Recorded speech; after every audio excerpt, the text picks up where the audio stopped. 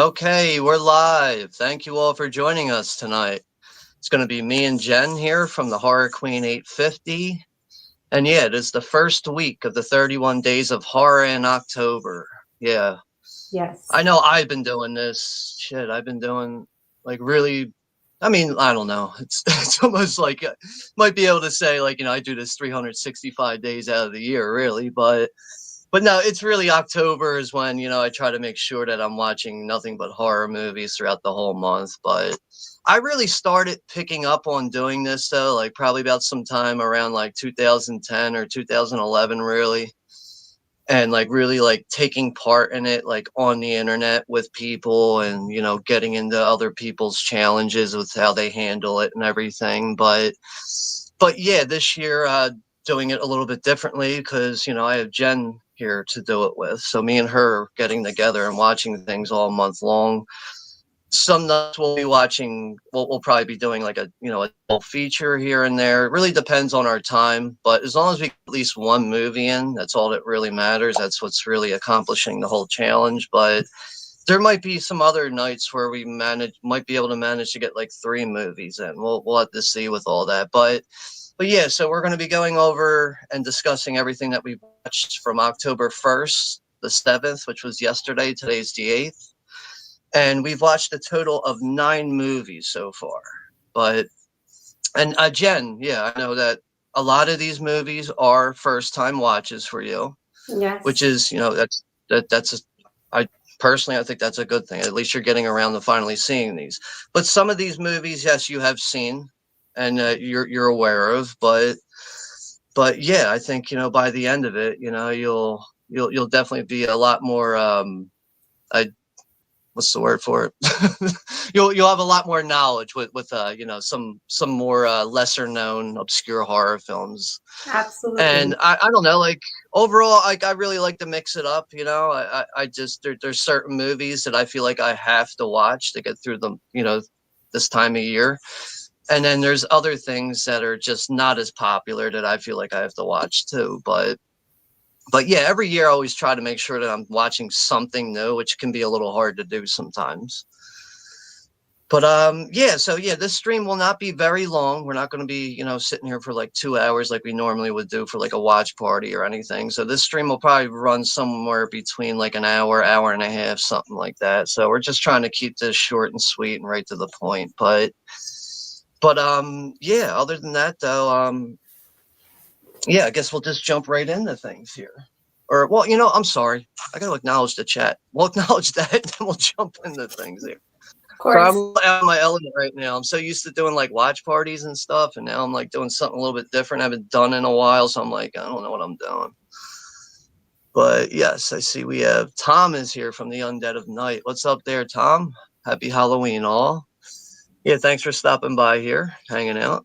Thank you. Yeah, my light just shut out. Fix that. Oh, now I'm green again. And we have Greg Brewers here too. Hey, how's it going there, Greg? Thanks for stopping by. Hope all is well with you. So we got 6 people in the chat right now. We got Anthony Chobits here too. Hey, how's it going, guys? Doing Saul Smashing Machine. All right, let's read that again. How you doing, guys? I saw Smashing Machine. It was awesome. Yeah, I saw your quick review on it, Anthony. I don't know much about that, but I'll have to look into that. I'll have to check it out. Thanks for being here. And yeah, Anthony's talking about 2025 is hard losing Brianna, seeing her the ghost of her. Okay. Yeah, it's, unfortunately all of us have to deal with things like that, but, just hang in there, bro. And we have Redazzle's here. What's up, Redazzle? Hello. Thank you for stopping by here. Hopefully all is well with you too. And we also have the Movie Attic is here. What's up there? Hello, Movie Attic. Hello, guys. Hi. I know I've seen that name. I know I've seen the name before. I think, I don't know. I'm like the type of person, if I don't see a name like often, I get lost in the sauce there. And then I don't know, things become unfamiliar to me, but yeah, good to see you here. And, thanks for stopping by and hanging out with us here. Sailor Outlaw And, George is here. Hi. He says hi to both of us. yeah. Yes, we have George is here, the Sailor Outlaw. What's up there, George? Last night I was watching some of the Seattle and Detroit game, but hopefully Detroit can pull that out, man. And the Phillies are fucking up too, man. I think they're starting right now. Actually, man, baseball's been tough for Philadelphia and Detroit right now. But yeah, so that is it for comments for right now. Just trying to get this thing to stay steady there. But all right, so yeah, let's go ahead and jump into what we watched to start things off on October 1st. So we went ahead and did a double feature because we had the time for it. And whenever I start, like the 31 days of horror, my thing is I try to start with something that's kind of like familiar and a classic to me. And I try to end things in that same kind of way. And I figured at the same time too that, Jen did not see any of these movies before. So I was like, No. this is probably the best way to start this off with something that Jen has never seen before. And so we watched the first two movies from the Phantasm franchise, which in my personal opinion, I really do like the first three movies in this franchise. 4 is watchable for what it is, has some really cool things about it, just far from a perfect movie. Ravager, though, part 5, oof, stab my fucking eyes out, man. That's just, I can appreciate what they attempted with Phantasm Ravager, all these years later. It's really cool that they were able to get Reggie Bannister back and everything, but yeah, Ravager is just not a movie that's going to really stand the test of time for me. But for me personally, I think the first two Phantasm movies are really good movies for what they are. Obviously, with the original 79 classic right there between its theme music, its atmosphere, Angus Scrimm as the tall man really is arguably up there as one of the most terrifying elderly horror villains in the entire genre, really. But yeah, and it's obviously with Phantasm 2, many years later since they did a sequel. First movie came out in 79, they didn't do the sequel till 88. And from what I remember with the first movie, I think Don Coscarelli, I think his father actually put up most of the money on the budget to actually get that movie made. So you can kind of see the difference between Phantasm 1 and 2 between its budget. Because with Phantasm 2, it was obviously being backed, and it was being backed by Universal. And Universal, was giving them their budget and everything to get it done. So you get a lot more action sequences in the second one. You actually get 3 different spears in the second one. What do you get? The 2 silver ones and the 1 gold one. There's just, to me, Phantasm 2 is just a beefed up movie, really, compared to what you get with the first one. But for me personally, with Phantasm 1 and 2, I feel like those are really the ones that have the most rewatchable value. Now, Jen, I know that we were talking with just going over things, and you know what, it happens. It just does. I know you're kind of like drawing a blank on us watching the second one, but Yes. yeah, you clearly do remember watching the first one. I do. This is why real quick, this is why when I do watch parties and stuff, this is why I try to watch these movies like a couple days ahead of time, because I just can't remember everything all the time unless there's something that kind of sparks that for me. And then next, it all floods back to me. So it's not like, anyone's singled out in that kind of way. It just happens sometimes. But yeah, I know you did enjoy watching those movies, but so like overall on like a scale of 1 to 10, like what did you think of the original Phantasm? The original, I would give it a 7 as a fair score. I thought it was very entertaining. For me, anyway, I liked the otherworldly weapons, like those silver spheres. I thought that was really awesome. I think the tall man is absolutely creepy and delivered a great performance. It was just really entertaining and something unique that I hadn't seen before. Yeah, another thing, because like the movie is, in a way, I think the original Phantasm, it is like a very simple kind of concept overall. And I just think, as far as Angus Scrimm as the tall man, and he just always has that, that miserable smirk on his face and everything, and Yes. just the few lines that he has throughout the movie. One moment that really stands out for me all the time. It doesn't matter how many times I watch the movie, it always just makes me kind of laugh. Is when the younger brother, Mike, I think his name's Michael, right? And it's Jody and Michael. Sound bad with names in Yes, movies sometimes, but you're right. he's sitting there spying on the tall man after Tommy's funeral in the beginning. And he's watching him with binoculars, and he watches the tall man pick up this fucking coffin by himself. And he puts it into the hearse like it's nothing. And he just brings the binoculars down. And you just see him you could read his lips. He's saying like, "What the fuck?" Like that scene always gets me every time. But what's it like? One of the first interactions we get is when Jody's walking throughout the mausoleum and everything, and then the tension in the music starts to build up, and out of nowhere the hand goes on his shoulder, and the tall man's like, "The funeral is about to begin, sir." You can see it really scares the shit out of him in a way. And Yeah. then I know in the second movie, one of the lines I really like from the tall man is when he's going up against the priest, and or it's either that or maybe it's the girl. I'm a little fuzzy on it right now. I just know that he says, well, you think when you die you go to heaven? No, you come to us. It's such a good line. To be slaves on his planet. Right. Yes. All right. So yeah, you do remember bits and pieces at least of I do. Phantasm too, because that is explored more in the second one and everything. But yeah, I would have to agree with that. My scale of 1 to 10 might be a little unique compared to some people's, because on average, a lot of movies really get a 7 out of 10 for me. That's what I give Phantasm.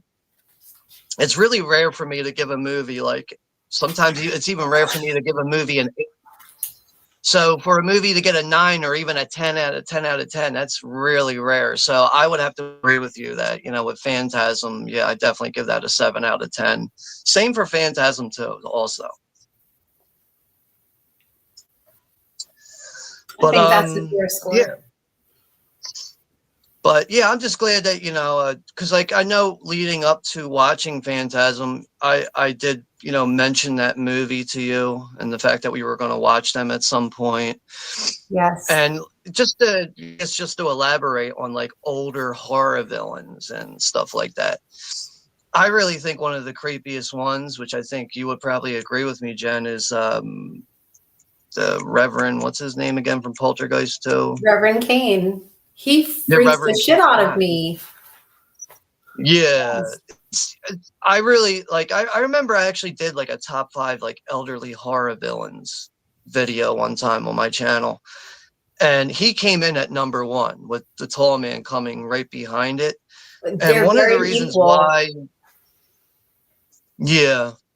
But I think one of the reasons why I would choose Reverend Kane over the tall man is because with Reverend Kane you do get a bit more dialogue compared to the tall man.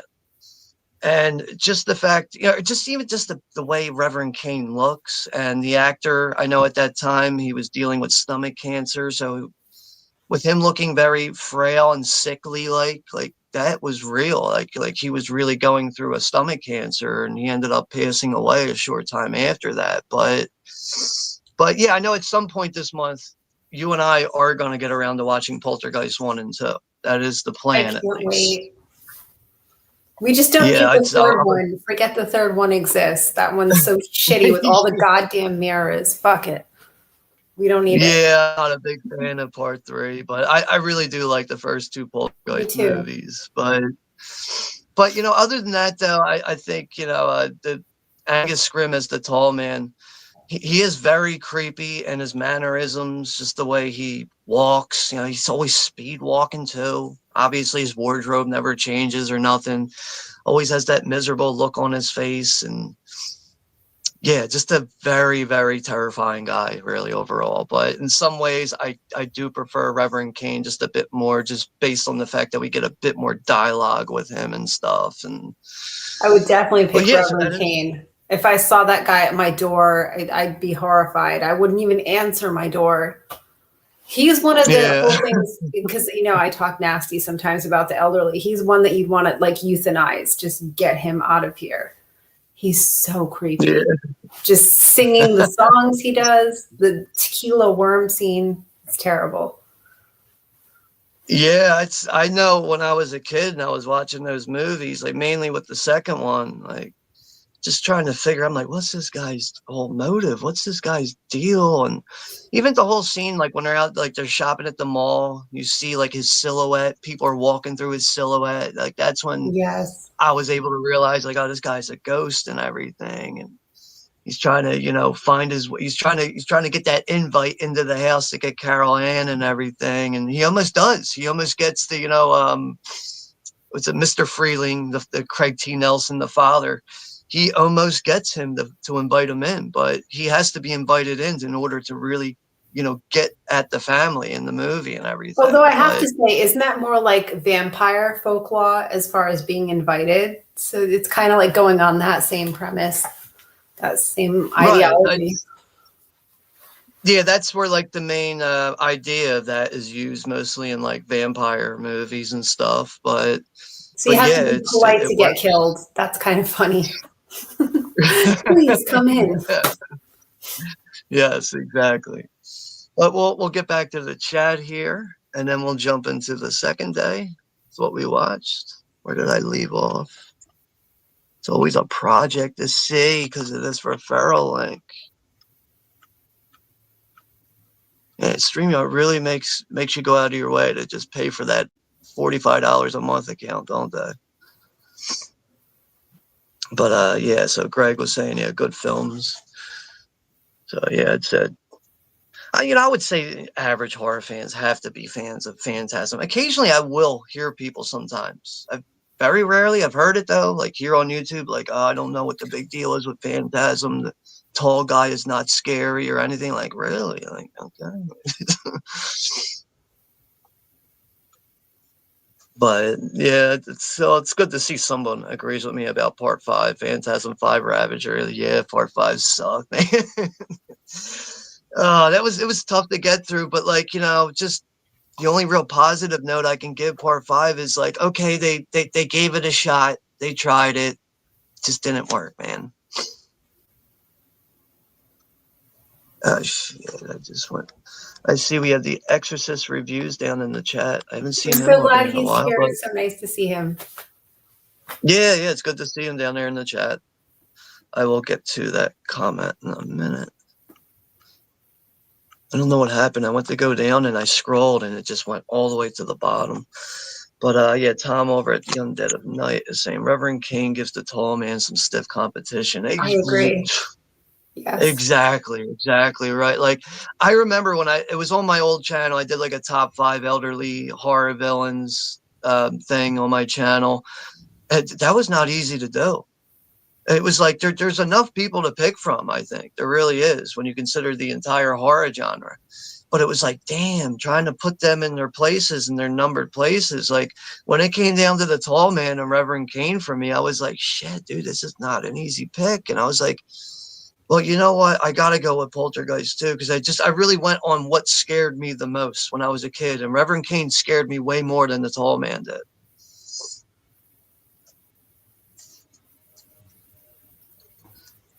Yeah, Greg saying Phantasm had a great theme and original score too. Yeah, that is probably one of the most effective things with Phantasm. Really, one of the main things that draws me into it and just leaves the movie with so much rewatchable value, I think.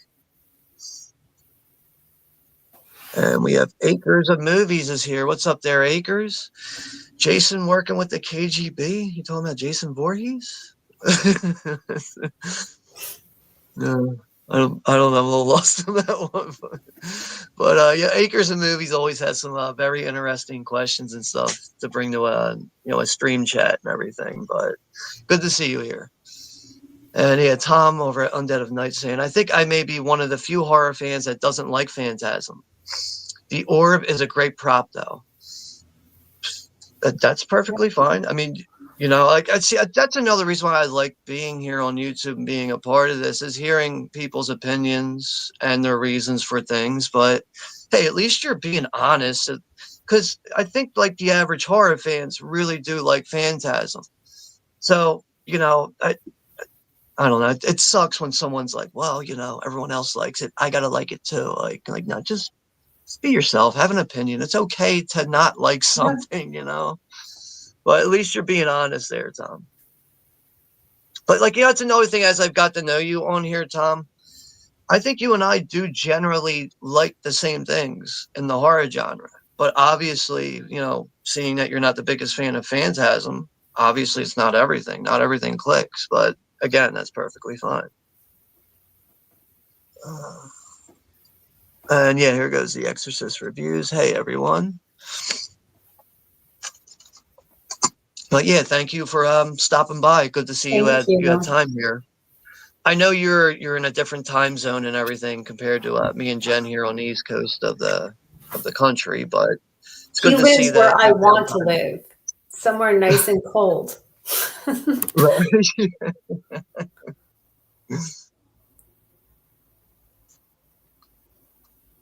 All right, we will get into the second day here in a moment. Acres of Movies is saying, yeah, that's another one that made my top 5 there. Forgive me if I can't figure out if you're a female or a male. I've been trying to watch your streams here and there. I can't hear anyone talking, so I just can't figure out that. And I haven't seen your face or anything. But anyway, who should play Connell Cochran Jr. for a new Halloween 3? Maybe Christopher Walken. That's just going off the top of my head because Christopher Walken, he's in his 80s now, and he's always been a very scary kind of actor in a way, especially if you're familiar with the movie The Prophecy from 1995. I think he's terrifying in that movie. But I think Christopher Walken would be a perfect Connell Cochran. But yeah, Connell Cochran was another one that easily made my top 5 as far as terrifying elderly horror villains. But yeah, I'm a huge fan of Halloween 3 as it is too. And that's another movie. Jen, I know you've seen that before. You haven't seen it in years, but that's why that's going to be a part of the watch list this month. That's another movie I cannot get through October. There's no way I can get through October without Halloween 3, Night of the Demons, well, Halloween 1 and 2. Over the years, I actually try to watch those two together. Because for me, the Halloween franchise, it really dies out after part 3. Michael Myers story. God damn! How much of a story can you stretch with a guy trying to kill his sister, and he fails at it every time, but he manages to kill everyone else, right? But he can't kill his fucking sister. I will say I don't like parts 4, 5, and 6, but I'm okay with H2O because I think if they ended it there and didn't have shitty resurrection with Busta Rhymes, it would have been fine. Just chop his head off. He's dead. That's the end of it. I would have to agree with you there. That would have been a nice way to really just have a good send off with the franchise and all that. But I really think a reason why one of the reasons why the Halloween franchise is never going to die is because of the fact that when the original idea with the Halloween franchise after part 2 was to have an anthology of Halloween themed movies every year, something different that is involving the Halloween season. So when they came out with Halloween 3, Season of the Witch, everyone was all pissed off. Where's Michael Myers at? Michael Myers is that and the other thing. So they went back to Michael Myers, and my opinion, that shit got repetitive as hell, man. So repetitive. But I do understand why a lot of people like the Halloween franchise and the other movies. I do get it, but a lot of it really doesn't work for me. I own everything from part 1 to part 6. So for me going after part 6, oh man, I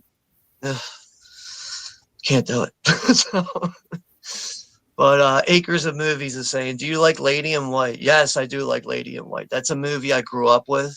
and it's actually another movie I still need to get into my collection at some point. And just I'm glad you mentioned a movie like that, because that's also a movie I haven't seen Lady in White in years, which is another reason why I need to pick that up and get that into my collection. I really would like to go back and see that. And I actually think, Jen, I think you would actually like that movie. I'm sure I would.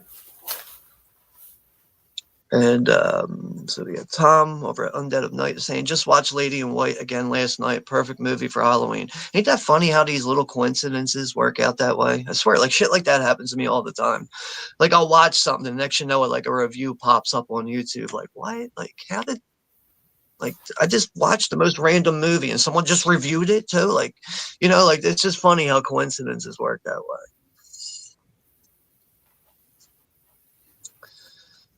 Yeah, no problem there, Acres. Thank you too. Always appreciate the support and the questions. So that's you. I find the questions that she brings to anyone's chat just to be very unique, and will Very actually be very thought-provoking. thought I love provoking. it. Yeah, very thought provoking. That's for sure. And Akers is saying spoilers, but a character in Lady in White is great for this actor. Len Caro, maybe sounds like might be a Canadian or French name. Oh shit! I just hit the wrong button. Hopefully, I don't ban someone by accident again. And Akers is saying, I'd love to see a Jason movie set in Moscow in the 80s. Interesting. Maybe redo Jason Takes Manhattan, Jason Takes Moscow, And Exorcist Reviews saying, I'm driving, so I'm kind of listening in. Oh, yeah, please be careful then, dude. Please be careful with that. But I'm so glad he's here. He's such a dear friend. I'm glad that he's listening. But I think, the most people, average people can listen to things and drive without it being distracting. So it's good to see that you're juggling that without getting yourself in any serious accidents or anything. Akers is also saying Jason is hungry. Wait, hold on. Jason is hungry. If Jason is hungry, offer him a burrito on your porch or a pie. I'm going to say a burrito because the pie is going to take too long to eat. I want him off my porch quickly. So I'm going to pick the pie because you can choose to eat it or do something else with it. And that's all I'll say. That's something that's, you got to really think about that. I'd be doing him a favor. All right. I'm glad you confirmed that. I thought I had a good feeling you were a female. I just wasn't sure, and I didn't know how to really approach that. But thank you for clarifying that. So, had a bad car accident after driving from winning a triathlon a couple of years ago, and need help recording, etc. Glass fragments are stuck in my neck. Still so hard to talk for you. Oh my God. Well, no, I'm very sorry that that happened to you, and you're dealing with that. I'm glad that you were able to at least elaborate on that. Now I understand where you're coming from with all that and everything. But I can only imagine how much of a struggle that is. But thank you for at least sharing that, so we have just a bit of a better understanding of what's going on with you. I'm so sorry to hear that. I think she's just the sweetest person and so supportive. So I'm happy to know her. And yeah, Akers is saying thinly sliced chicken for a good Philly chicken cheesesteak. For the most part, when I get a chicken cheesesteak in Philly, it's usually chopped chicken. It's usually just really chopped up small pieces. There isn't many places I go to that even have the steak slabs or where it's cut thin. So I'm going to have to go with the chopped over sliced because that's just usually what's available here in Philadelphia. But yeah, it's good to see you got a Philadelphia question in there. It even shows that she's paying attention. She's not just here being, just another person. She's paying attention to things. So that's good to say. Akers is also saying the DVD for Lady in White is good. It has that has a making of and commentary and how they got the idea for that. It needs a special edition in 4K for all those features brought in and more. Yeah. I could have swore Arrow Video released that one, or maybe I'm thinking of a different movie, but yeah, that's. But yeah, I really do need to look into picking up a copy of that for my collection. But all right, we're gonna just cut off the comments right there so we can get right into the second day here. So yeah, all right. On October 2nd, we did go with another classic, and Yes, I believe you and I were like, it was like kind of like a last minute thing, really. it I was. think Yes. the day was kind of hectic, and it was getting later in the day. We didn't really pick anything, so we had to land on something. But yeah, we both landed on a movie that is a classic. Either some people are into the movie, some people aren't. But I also haven't watched this movie in a long time, which is another reason why I wanted to add this one in. So we went with the original 1979 film, The Amityville Horror, which, yeah, some people are into this movie, some people aren't. It seems like it's a very conflicted, mixed crowd of people with this, but I've always enjoyed this movie. And as far as the franchise itself goes, the first two movies are just very, very perfect ghost story type of movies. And Yes. just even the whole true story about behind all this stuff. In some ways, I actually prefer the second movie, Amityville 2, The Possession. I actually prefer that one just a little bit more than this. But I really think as far as ghost stories and movies like that, anything ghost related, this movie's just bleeding with atmosphere. It really is. And James Brolin, as the father who is, slowly being, possessed by something in this house. I think he does such a great job. And apparently James Brolin, him as an actor, apparently he was picked up off the street. Somebody came up to him on the street, was like, yo, you got the look for being in movies. Like, take my card. If you ever want to be in movies or anything, you're interested, just give me a call. Next you know it, he was doing like Marlboro commercials, all types of stuff like that. And next you know it, he's getting starring roles in movies. He was one of the lucky guys that kind of got picked off the street, got noticed for his looks, and was like, yo, man, you have the right look for being in movies and all that. But I always found that pretty interesting with James Brolin. But other than that, though, yeah, I've always been a fan of this movie. And, going back and rewatching it's been a little while, because I think the last time I really watched this is when Scream Factory released the triple feature Blu-ray set that came with the first three movies. I think that was really the last time I watched this movie. I know Vinegar Syndrome, they did an individual 4K release for this. I ended up passing on that because it was just too much money for my blood. But yeah, just great movie overall. I'm glad that, we decided to land on this one. So scale 1 to 10, yeah, I give this one a 7 out of 10. What would you give this one, Jen? I'm actually going to give it an 8. I have such an affection for it, especially compared to, I think 2005 was the remake with Ryan Reynolds. I grew up with this movie. I think it's classic. I think the acting from James Brolin and Margot Kidder is really good. I think, you have this built up suspense. I think there's just enough gore, enough scare factor to it. I think it's eerie, and it's also like the American dream, right? You want to have your own home, and they get this home at a reduced price. And you don't know that you're going to have these difficulties and the type of possession that comes over James Brolin. I think it's a brilliant film. I think it's something that is a bit of a slow burner, and it takes patience, and it doesn't necessarily have the action that you do find in Amityville 2. But I do think it's brilliant, especially if this is based on a real story. There's something really eerie about that. And it's iconic having like the two attic windows, the eyes, it's just so creepy. There's so many memorable moments in it. Like for me, the babysitter, she's got like the headgear and she gets attacked in the closet. I wore headgear, so that freaked me the fuck out. Like there's so many moments, or like the priest, and there's all the flies around. There's so many moments that are so morbid and creepy throughout it. And I just think the performances are very convincing. I thought it was an excellent movie, so I would give it an 8 out of 10. Okay, that's a fair score right there. But yeah, I think it's a movie that still stands the test of time. Still a very effective film. What you just mentioned with the babysitter and everything, besides the obvious headgear and everything, just the fact that she gets locked in that closet, and Yes. her screams are just, I don't know, to me they're just so gut wrenching to hear her screams. And the fact that she never gets out of there until the actual Lutz family comes home, and it turns out the door's been unlocked the whole time. I don't think the door was unlocked until they fucking got up there and getting ready to touch the handle, and then it became Yes. unlocked.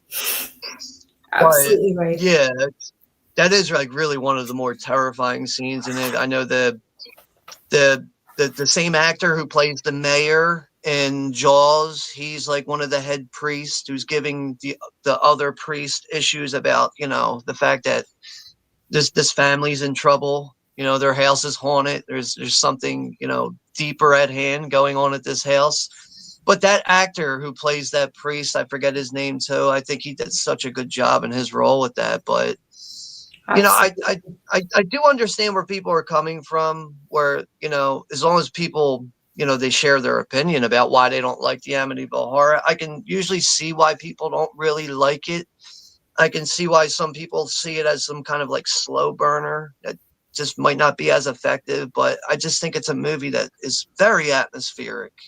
Yes. Everyone, as far as all the actors go, Margot Kidder, James Brolin, everyone's on their game, man. It really is. And yeah, I'll never get tired of the original two Amityville horror movies. But yeah, it gets an average for me, 7 out of 10. No, that's what I give it. I will just say though, I do think the second movie definitely supersedes the first. I think there's a lot more going on with possession. And it's interesting because you're going to the family prior to the Lusses and what they went through. But there, if you're looking for possession with like a lot of like quick pace, like action going on, I do think the second one is probably a better fit. That's just my opinion. It's also, I mean, with the second one, I think another reason why it works a little bit more for me than the first one is because that is the origin story, right? That is Yes. the first, haunting events that happen with a family in that house. So, like, just that alone, and the movie was also directed by Tommy Lee Wallace, who directed Stephen King's It. He also directed Halloween 3: Season of the Witch. And the fact that, Tommy Lee Wallace wasn't afraid to go into a direction with the incest between the brother and the sister. I think I really do respect Tommy Lee Wallace as a director. He's someone that, obviously will direct and focus on things that are necessary in a movie, whether or not someone finds it appealing or agrees to it. Tommy Lee Wallace is going to do what's necessary. And I think just that alone is what really has, or really for me, it's like why I see him as a very underrated director. And over the years, with being a collector and buying certain movies and hearing his audio commentaries or hearing him in interviews, has made me appreciate him more as a filmmaker. And I think that is another reason why it's important, as a fan of horror, to collect stuff like this, to listen to interviews and audio commentaries, because this stuff can be very informing.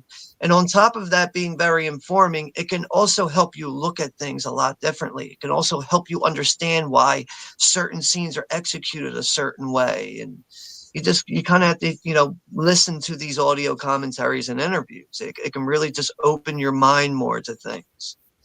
Absolutely. So that was for October 2nd. We'll get back to the chat here. Akers is saying Tom Selleck, Morgan Freeman, Gina Day. Why can't I read the rest of it? I just Gina want to Davis. mention real Who'd quick be while you're better? acknowledging the chat, I will be right back. Okay, go ahead. That's fine, Jeff. Okay, just give me a But yeah, couple of Akers is minutes. saying. All right, yeah, it's all good. So yeah, Akers is saying Tom Selleck, Morgan Freeman, Gina Davis. Who'd be better for the next Loomis? I'm gonna have to go with Morgan Freeman, man. Morgan Freeman. when you put, like, I mean, Tom Selleck is good in his own way, as an actor. Gina Davis, obviously another great actress right there. I just I feel like Tom Selleck and Gina Davis don't even, I don't know. It's just, I feel like Morgan Freeman just really supersedes those two right there. So, I mean, Morgan Freeman's like really one of my favorite things about the movie Seven. He's really one of my favorite things about the Shawshank Redemption. It's just Morgan Freeman, man, just a very, very good actor, man. Now, was he in? No, he was. He wasn't in the Green Mile, right? I don't think he was. Maybe I'm like mixing that up with Shawshank for some reason because of the prison element. But yeah, I would have to easily go with Morgan Freeman there. All right, where did I? Damn, I just went all the way down to the bottom.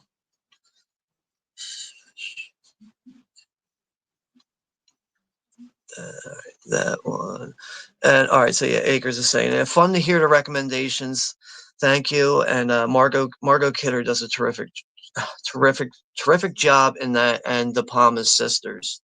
Yeah. It's besides like like movies like Black Christmas. I know that's more of like a starring role for Margot Kidder. She's really good in that too. I think Margot Kidder, besides Amityville Horror, her and Sisters, man, Jesus Christ, I think that is really a perfect example of how good of an actress she is. She really shines in that movie, and Brian De Palma's Sisters. Just like I didn't see Sisters until like really years later. Like I have it now in my collection and everything, but I really wasn't aware that, Margot Kidder was such a good actress to a point where she could like execute, like a foreign accent very well. So, and on top of that, just many other, elements of her acting that just makes her very good. And it's a shame she's not with us anymore. Damn, fucking notes keep falling down here. Put them over there so that doesn't happen anymore. And yeah, Tom over at Undead of Night. The first Amityville is a favorite. Not the terrible remake, but but Amityville 2 is the best. Okay, it's good to see we agree on that. I don't think there's a wrong pick, honestly. Picking one over the other, there really isn't. I just like really like thinking back like quickly on like the first time I saw Amityville 2, and like when that like repair guy goes in the basement, hey lady, you got a problem down here. He's all covered in like black shit. And like, I remember it wasn't really till years later, because like, first time I saw Amityville 2 was on TV. It wasn't until I actually had a copy of that movie that I started to see the arms moving and stuff. And when he goes into that back room and gets all that black shit on him, I'm like, damn, I never noticed that when I was watching this on TV, like the arms that are like moving and stuff. But I don't know, there's just something really about the second one that creeps me out so much more than the original one. I can agree with that. Tom's also saying, funny enough, that is the other movie I watched was Lady in White, just finishing up a drawing of Sunny while watching the live stream. That's a funny coincidence. He watched Lady in White and Amityville, and like, that got brought up here. Both of those got brought up here in the stream. And yeah, Greg saying, what are the 3 things you look for that makes a great horror film? All right, I'm going to try to answer that quickly off the top of my head. Definitely a theme score. Theme score is really a big deal right there for me. Atmosphere is a big thing too. Really, atmosphere isn't nailed. It's going to be hard to just get me into the movie. It really is. And third and final thing,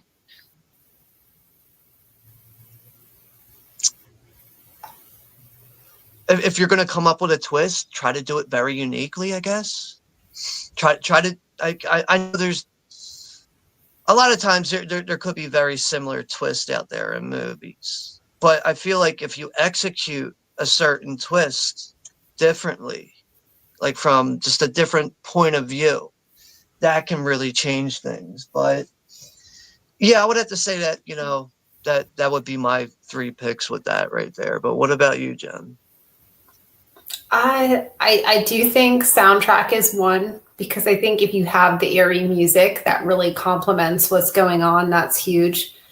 Two, I think the actors. I do think it's good to have actors who can give a good performance and believability that they're actually scared or they're in turmoil. And third, if there's a villain, if it's not just the essence of a ghost, I think having a really good, compelling villain is important. Someone that's terrifying, that just has that screen presence. Right.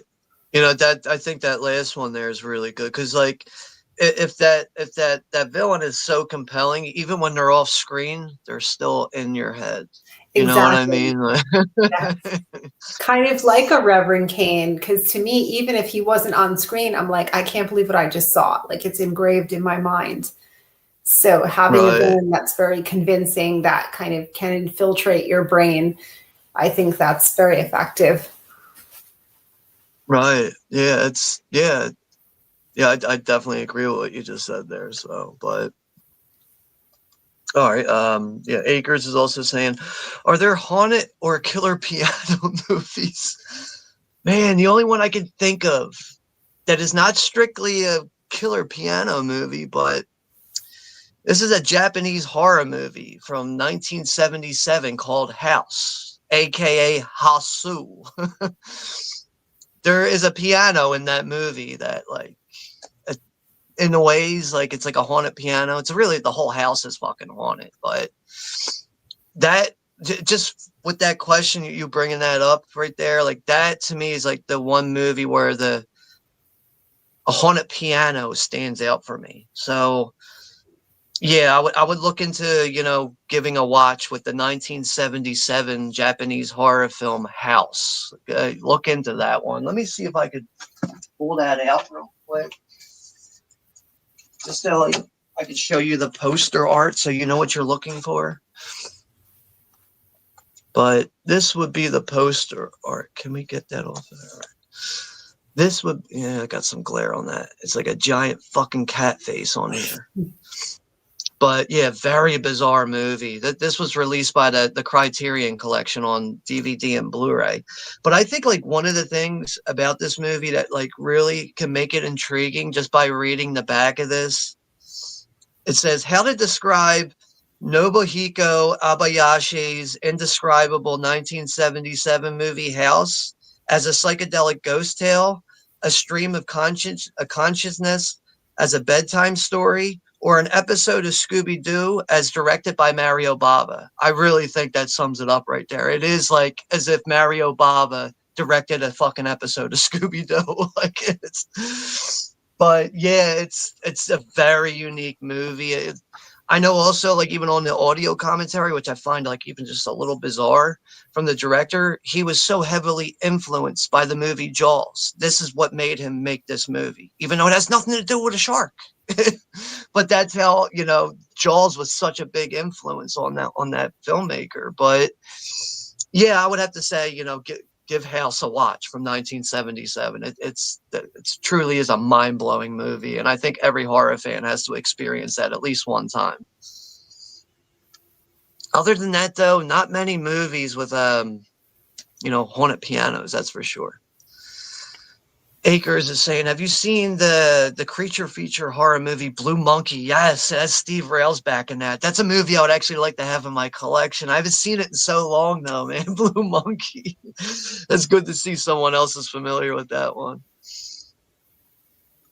At some point, I think it was Code Red released it on Blu-ray. I think that's out of print now. I'm sure someone else will probably give it a release if they can get their hands on it. And we have Shamarlos is here. What's up there, Scott? Good to hear from you, man. I haven't heard from you in a while. Hopefully all is well with you. Just ate shrimp fried rice. All right. Not bad. You always make me hungry. I love hearing what he eats. It makes me hungry, I will say. Yeah, he always lets us know what he's eating, which is, always interesting. I know he loves corn dogs. He fucking loves. I hate corn dogs.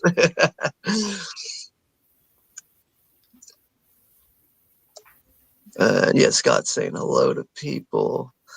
All right, so Tom is saying, hey, Akers, have you seen the Amicus Anthology Torture Garden? It has an has an episode called the Steinway, like the Christine, but like Christine the piano. Really? See, I haven't seen that either, but I'm aware of what you're talking about, Tom. But yeah, it's good to see that, you know, people are helping each other out with recommending things here. Last House on the Left was scary. I mean, I'm a fan of the original Last House on the Left. I know you are too, Jen. I think. All right, my thing is with Last House on the Left. I feel like there was some poor choices with music throughout it, because there's a lot of times where there's like these really just grim type of situations going on, where it's between rape and getting killed and stuff, and bleeding to death and all that, getting stabbed, whatever. And I just feel like sometimes there's like this goofball banjo music going on. But this is Wes Yes. Craven early in his career, you know, very inexperienced director. I think when you put all that into consideration, you could still see, you know, that it's a very effective movie and everything. And I think you can even say that about The Hills Have Eyes. My main issue with The Hills Have Eyes is the fact that it has a very abrupt ending. So it's like, I like everything about the original Hills Have Eyes, but up until the ending, it's like, what the fuck happened here? Did they run out of money? Wes Craven maybe didn't know what he was doing. But I think, you know, it was all just learning curves for Wes Craven back then. Because by the time he was doing Elm Street, just a complete different style directing, really. I feel like when you look at movies like, you know, Elm Street from like 84, and then you compare that to what he had with Hills Have Eyes and Last House on the Left, it's almost like, wait, that's the same director? Really? Like, I feel like you can kind of see the differences and how he grew as a director.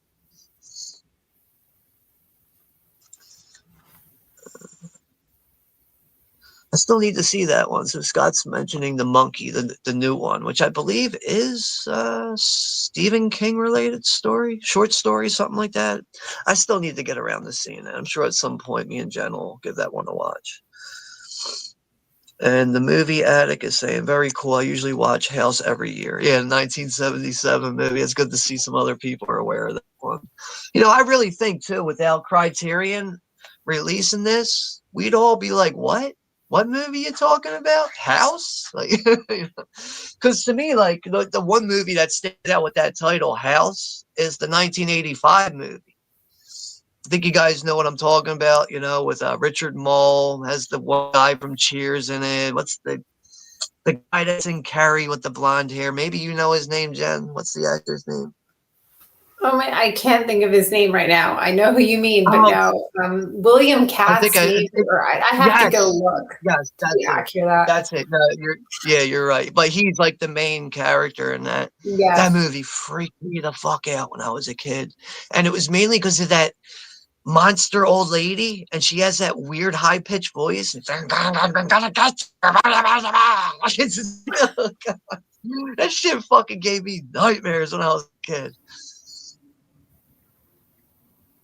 But yeah, it's good to see that other people are familiar with House. But yeah, Jen, we're definitely gonna watch. We're gonna watch that Japanese horror movie at some point. So I think you'll see how wild and crazy it is. But we have Johnny's here from the Wild Guys. Hi, Johnny. Hey. Hey, how's it going, Johnny? Thank you for stopping by here. We just got done with the second pick. So, all right, let's go ahead and get back into that. We're going to jump out of the comments here. So, shit, what was day 3? Give me a second. I'll figure it out. Nosferatu times 2. Yes, thank you, Jen. All right, so yeah, we had a double feature on day 3. And yeah, so we decided to watch God damn it, why am I drawing a blank on the name? Werner Herzog's 1979 film, Nosferatu the Vampire. So we also decided to watch the newer one from last year, which Jen and I did already watch before. Yes. I just figured too. I figured it was really a good idea to do this as a double feature because, you know, the story of Nosferatu, Bram Stoker's Dracula, it's been told so many times, but just done differently from different points of view, from different directors and everything. That's why I feel like the story itself just never gets played the fuck out or anything like that. But Yeah, I've always been a big fan of this one. 1979 film from Werner Herzog is, with Klaus Kinski as, playing Nosferatu. And man, I mean, Klaus Kinski in all movies I ever seen him, just completely shit crazy and just creepy, just out of damn mind. Like another thing I always find funny with Klaus Kinski is apparently with the making of the movie Crawl Space from 1986. Sorry, I'm trying to get the proper light on me here. There's like a little featurette thing on the Blu-ray with David Schmoller, who was the director, and apparently he had a pain in the ass making that movie with Klaus Kinski. And every time he would try to tell Klaus, like, I need you on your mark. We're going to fucking roll camera in a second. When I say action, we roll. And apparently Klaus Kinski was like, no, you don't tell me when action is action. I'm going to do what I want to do. Like, no, you don't tell me when action rolling the camera. I'm going to go ahead and do what I want to do. Like this. That's how crazy Klaus Kinski was. He made things a lot harder for a lot of filmmakers, but I really think he was a very undeniable actor. He could really tackle a lot of different roles. But yeah, I just think his look in this too, very creepy for what it is. And even this is a movie from '79 in some ways too. Like even just the look of the movie is very grainy, just kind of washed out looking at times. Sometimes that could be enough to turn someone off and not want to watch it. To me, that makes me want to keep watching the griminess, the way it looks. But yeah, this is just another timeless movie for me overall. But I thought it was really important for Jen to finally see this one and to see the difference with that and the newer one. And because it's telling the same story, it's just you're getting different elements. Obviously, these are just the years between these two is just so far apart between '79 and 24 or 2024. But yeah, just I mean, with Nosferatu the Vampire, I would give that one the '79 film. I would give that a 7 out of 10. The newer one from Robert Eggers, I'm giving that an 8 out of 10. In some ways, I do prefer his newer take on that. And I'm very interested to see how his new Wolfman movie is going to turn out. But Jen, what would you rate those on a 1 to 10? I think the original I would give a 7 out of 10. Definitely an 8 or a 9 for the newer Nosferatu from 2024. I think that it just has like a leg up. I really enjoyed the performances in it. I like the new look of Nosferatu. For me, I'm all about period pieces, and I like things that are gothic horror. I love the total ambiance, the costumes and the set, and how accurate it is to that time period. But more than that, I also think there's just so much more you can do with Nosferatu. There's less limitations. There's something a little bit, to me, a little more sinister in this remake versus the original. But I do like the original because it does honor the source material of Bram Stoker's Dracula. So there's something to be said for that. Klaus Kinski, I think does a phenomenal job as Nosferatu, kind of emulating that look from the original 1922. So I do like both. 7 for the first, 8 for the second, just having a little bit of a leg up. Yeah, I remember when you and I watched it on Look Movie, and the first time I heard Bill Skarsgård talking as Nosferatu and the way he's stretching out words with that accent, I was just like, holy shit. Like I felt like it was hitting me in the back of the throat every time he would talk, the way it rumbles, the way he stretches out words with the accent, which I can't even emulate. To me, like that really just like gripped me in a way. Now, one of the more recent, or besides, Nosferatu coming out in 2024, I think this might have came out in the same year. Trying to just get this year real quick.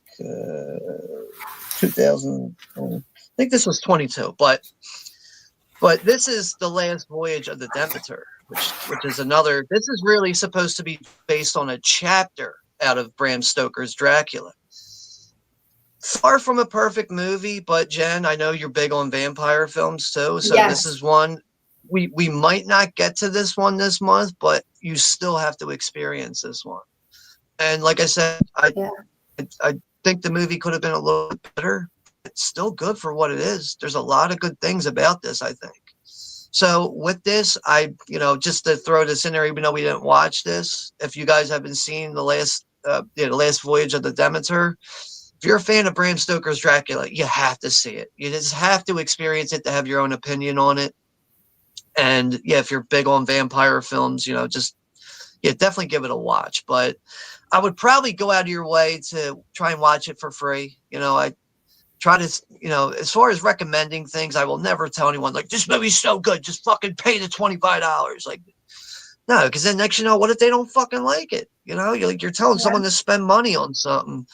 But like that's why it's good to have websites like Look Movie and Tubi and all that stuff. And that's how I really base a lot of my buying anymore. Is I want to try to see if I can watch it for free, like the movie enough. All right, then I'm going to go buy it.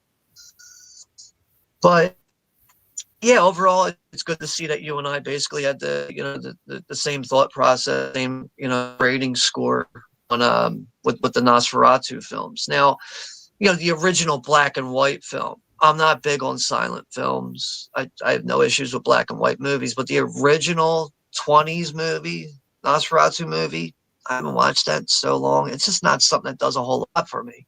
That is something I feel like I could put on in the background if I'm like straightening up my room and just glancing at it here and there, but I could never just sit down and watch a silent film on its own. I would probably fall asleep. I've never fallen asleep during a movie before. So. I agree with it. All right, we'll get back to the chat here.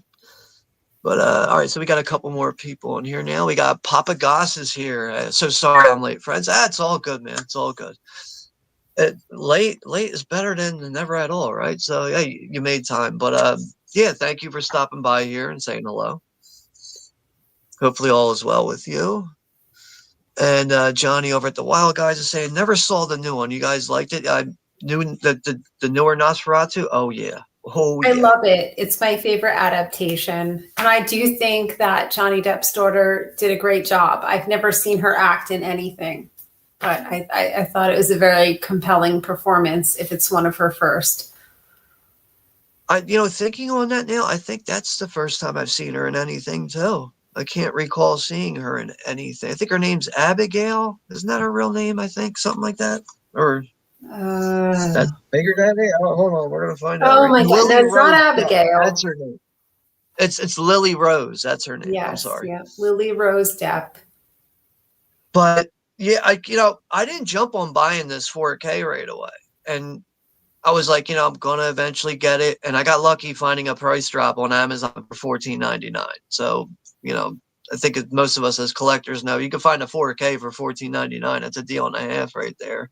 But Johnny, yeah, if you're a fan of vampire movies, Dracula, Bram Stoker's Dracula, Nosferatu, you got to see the new Nosferatu. It's good. It's really is worth your time. I think one of my favorite moments in it too is when the dark shadow hand goes over the whole town. And you just see how it slowly starts haunting everything. The music that goes with it too is just like, fuck, this is what I love about horror movies right here. Although I'm terrified with the plague of the rats everywhere. Having all the rodents everywhere, that freaked me out. Right. Even when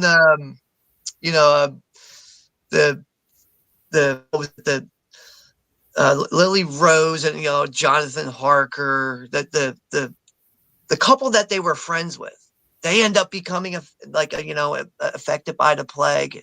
I'm not going to spoil too much, but it actually takes effect on their family and everything. It kind of gets very grim, like twist. The movie starts to really unfold. It's like fuck, dude, no one's safe in this movie, man. Like they don't give a fuck if you're 5 years old or 55 years old. But yeah, I really enjoyed that one. It was good going back and seeing it.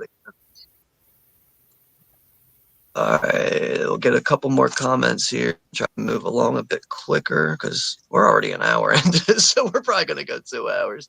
You can never predict these things, can you? But oh, that's right. Yeah, Isabella Adjani's also in the original Nosferatu. One of my favorite actresses, man. I mean, I think one of her best performances is right here. This movie, fucking Possession, 1981, which another movie people have problems with. I Apparently, love that movie. this hands down, like as far as this movie goes and acting performances, you have Isabella Adjani and Sam Neill in this. Some of the most realistic acting I've ever seen in my life in a movie. And I know there's a lot of incoherent arguing, screaming, and yelling and stuff, but to me, that's just so realistic. I know that'll turn people off sometimes, but if that turns you off, then go watch fucking Disney movies. Then I don't know what to tell you, man. But Like, it's true to life. That's happens in normal couples in any situation. right? It just has a very good sense of realism with that. But Yes. apparently Isabella Adjani's role in Possession, apparently that actually broke her, like in real life. Like she had issues moving forward after that movie. Obviously, she did movies after that, but apparently she had a lot of trouble getting her normal state of mind back on track after making that movie. That movie was very trippy to watch. And then there was like that octopus thing. Like there's just so much wackiness to it that And it she's just all it devoted leaves an to it. She ends impression. up having sex. She ends up having sex with that fucking thing. And then, like, Yep. the husband comes in and he's, what the fuck's going on here? It's so demented But and warped. I I love think it. one of the Very most unique. I think one of the most compelling parts besides that octopus thing in the bed is when she has the miscarriage in the subway and she's just going ape shit, throwing her groceries all over the fucking place. And then you see all this red and white gooey stuff oozing out of her, you know what? And it's also coming out of every orifice in her fucking body. It's coming out of her ears. It starts coming out of her eyes. It's just, wow, what a fucking scene that is. Just that the movie, that is seriously a movie. Like, I mean, like, does focus on doppelganger stuff like that, which can kind of fuck with your head in a way. That is a movie I've watched multiple times. I get through it a lot, and I'm still like, what the fuck did I just watch? I know I like what I'm watching on the screen, but it's so hard to explain the 1981 film Possession. It just really is. But sometimes I do understand where people are coming from and why they don't like it. But then when they complain about like the incoherent arguing, I'm just like, really? Like you liked all that dulled down, like dimmed down stuff? Like, I don't know, I'd That's rather have the all realism. couples. You got to set that aside. That's everybody. Yeah. And the movie addict is saying, I've seen the silent film Nosferatu, but I haven't seen the 79 version. I did just pick it up 2 weeks ago. That's good. That's good to hear, man. I would, watch it when it's good for you, but I think you really will enjoy it. I think you'll even enjoy how just very like demented and grim the fucking score is throughout it. Just a perfect vampire film for me, at least. It's another thing. It's really become, Werner Herzog's Nosferatu. That's another one that I kind of gravitate towards every October. Exorcist reviews are saying I always wanted the cuckoo clock in the Herzog version. Okay, yeah, I know what you're talking about with the little skeleton that comes out, and then the skull top like clamps down like when it's hitting like midnight or whatever. That clock is like, it looks like a one of a kind antique. Like, it's probably just that one only made in the world. But yeah, Johnny's also saying I love Possession and I liked her. Diabolic, yeah, right. Another movie she's good in, which is like more of a crime thriller, is I can't remember the name of it right now. Oh, The Driver. You guys ever see the 1978 film, The Driver? She's really good in that. Very, very hot looking too, and seductive at times. So, so yeah, Johnny's saying, you guys a fan of David Cronenberg's 77 film Rabbit? I love everything from David Cronenberg, so yes. But Jen still needs to see I Rabbit, haven't seen so it. yeah, that is on the list. That's for sure. She's going to be experiencing that one. That's for sure. But yeah, I love everything from David Cronenberg. Body horror is just something that's always freaked me out. David Cronenberg is the king of that. All right, so we're on day 4, I think, right? Yes. Day 4. All right, we watched on day 4. Was it Ghost House? Demons. Oh, it's right. Demons. All right, that's right. Day 4, October 4th, was the 40th anniversary for Lamberto Bava's Demons, the 1985 film. Another one I'll never get tired of watching, right? It's just, I think with demons, you have demonic things like that in movies. It kind of is the same concept as zombies in a way. Or at least in Lamberto Bava's movie, it really is the same concept. And the concept in that movie is, a bunch of random people get invitations to go see this really secretive screening of this horror movie at this place called the Metropole. And once they go there, they start watching the movie. People that are running this are demons, obviously. They lock down the place. Everyone gets locked in there, and it just becomes a fucking full-on panic, full blown-out panic of people just losing their damn minds trying to fight for survival. And on top of that, Demons has such a cool soundtrack. You get a lot of classic 80s horror style music. On top of that, you get a lot of heavy metal, like 80s music throughout it. And it does not shy on the gore at all. I mean, a lot of cool demon transformation scenes. You even see like teeth falling out. You see fingernails falling out. I really like Lamberto Bava, obviously the son of Mario Bava. Lamberto Bava was a good director, really was in his own right. But I really think Demons is his masterpiece. I think that is his best movie because he has other movies that are good.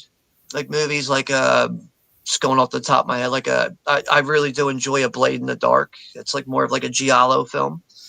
I just don't like everything from Lamberto Bava.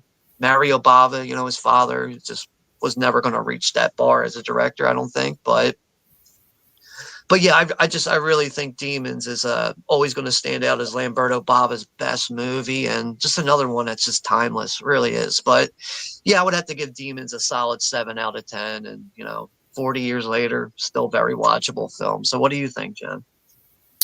I would agree with that. I'd give it a 7 out of 10 as well.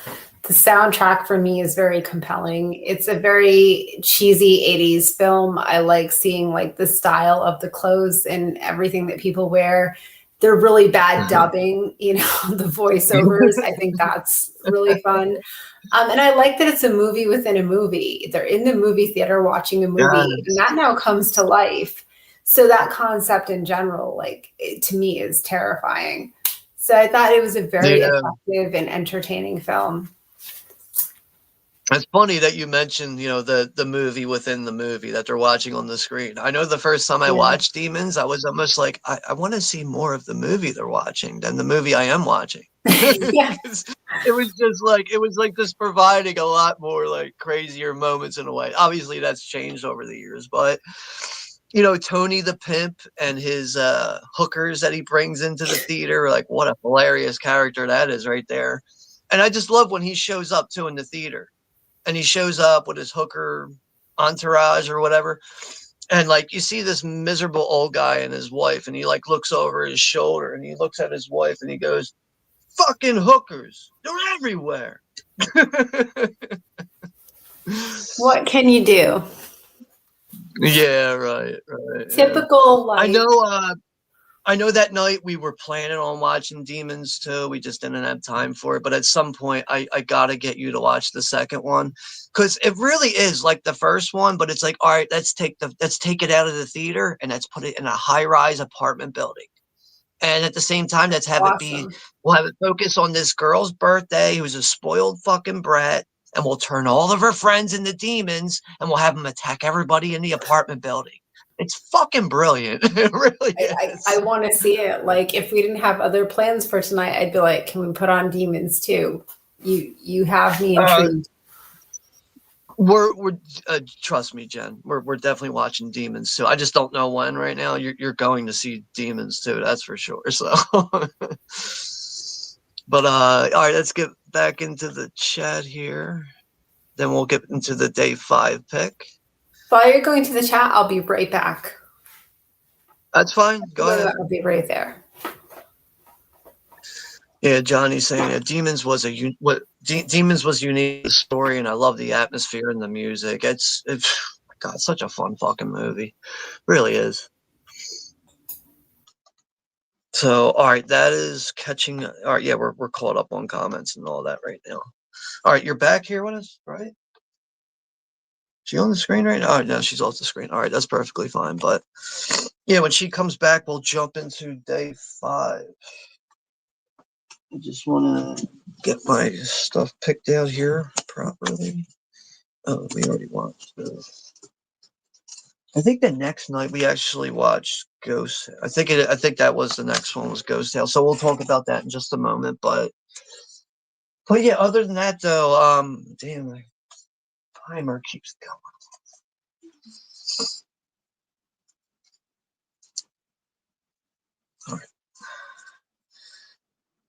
All right. Why is my chat showing differently on my phone?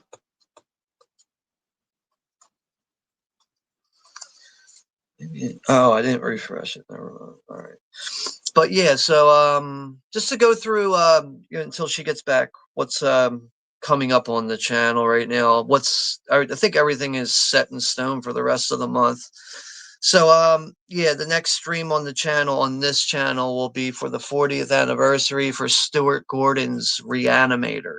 So that'll also be a first time watch for Jen. We'll obviously be watching that on our own so she could be prepped enough for that once we come up to that on the 18th. Yeah, October 18th. So that'll be, I think, next Saturday. It's actually going to be a 2-day weekend thing because the very next night is the 35th anniversary for Tom Savini's Night of the Living Dead, which is the 1990 remake.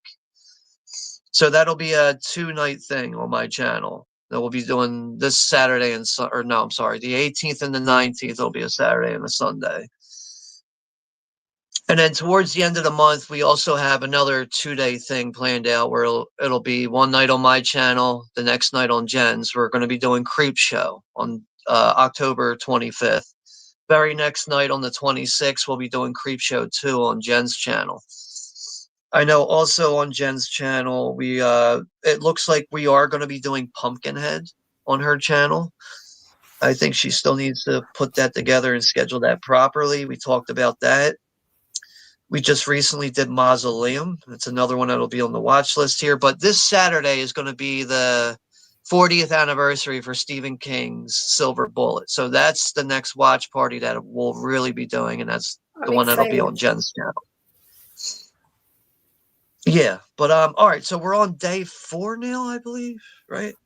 We are on day 5, Ghost House, 1988. Oh, day 5 was Ghost Tales, right? Day 5 was Ghost Tales, right?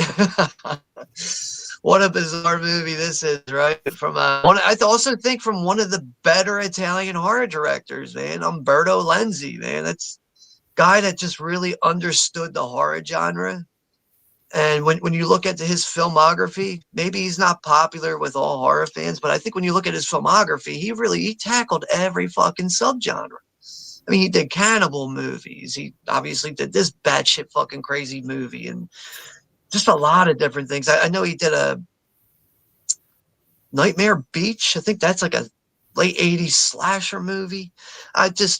Umberto Lenzi, man. I think he was just a very unique Italian director overall, but yeah, Ghost Tales, man, just a very creepy movie overall. It's just like the general concept of a bunch of kids going out, venturing into somewhere they're not supposed to be going. They come across this abandoned house, and when they make their way into this fucking abandoned house, they realize how fucked up and haunted it is. And it's really mainly being haunted by this little girl and her little clown companion, which is like a doll. Kind of similar to what the clown looks like in Poltergeist. Yes. And I think the clown look itself, in some ways, okay, it does look a little creepy, but it doesn't really creepy for me until it finally attacks someone. It finally fucking jumps up and starts attacking. So it's like, oh shit, it's more than just a look. This thing actually moves and fucks people up. Okay, like, but yeah, just to give you the quick summary on Ghost House, because I have trouble explaining this movie. I've seen this movie maybe 4 or 5 times. Having a double feature Blu-ray here from Scream Factory, which is Yeah, it's a double feature with Ghost House and Witchery, which is a Linda Blair and David Hasselhoff movie. Very bad movie, by the I ain't way. watching that. David Hasselhoff, you had me at that. For now, I ain't watching it. Yeah. Just saying. But yeah, but Ghost House says here, your tour of terror begins with Ghost House, in which a group of visitors to a seemingly deserted home find themselves tormented by demonic spirits, including one particularly freaky little girl and her creepy clown companion.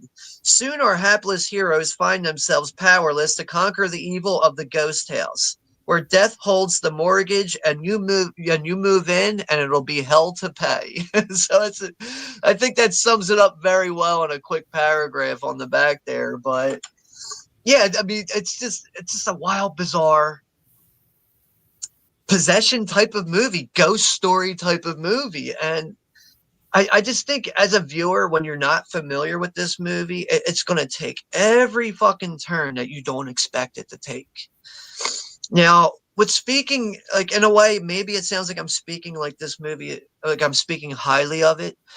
I just think this movie is very enjoyable, but it is a B movie. This is in no way a great fucking movie. This is no way an No, award-winning movie. not at But all. I just think as a horror fan, it delivers the elements and the things that you want to see.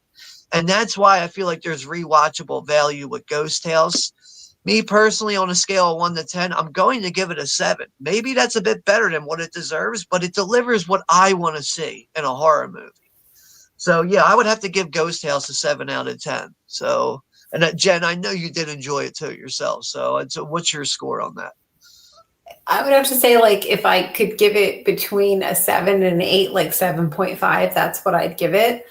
I love haunted horror movies. I'm terrified of clowns. So it wasn't hard to sell me on the fact that this is frightening. Just because the clown and the little girl, they pop up in different places. And then usually if you're seeing the clown and the girl, you're going to be killed. Right. I thought it was like very eerie and creepy and very reminiscent of the clown in Poltergeist for sure. And I really liked the ending. That was great to me because you feel like you've defeated all the demonic forces. They see the clown in, the store window of a department store or whatever. And then a guy gets hit by a bus like that. It's just like, it was amazing. It's like, you just can't get rid of the clown. You cannot get rid of the evilness to it. And it was very entertaining. Yeah, I think like the vibe of it is like if you experience anything attached to the house in Ghost House, it's going to like tag along with you forever. It's going to find a way to just like cling on to you and haunt you to your core. Also, I will say But this, the music, the carnival, like creepy yes, music, that really helps add to the element of like suspense or feeling very eerie or creepy. So that's yeah. great for me. Soundtrack is huge.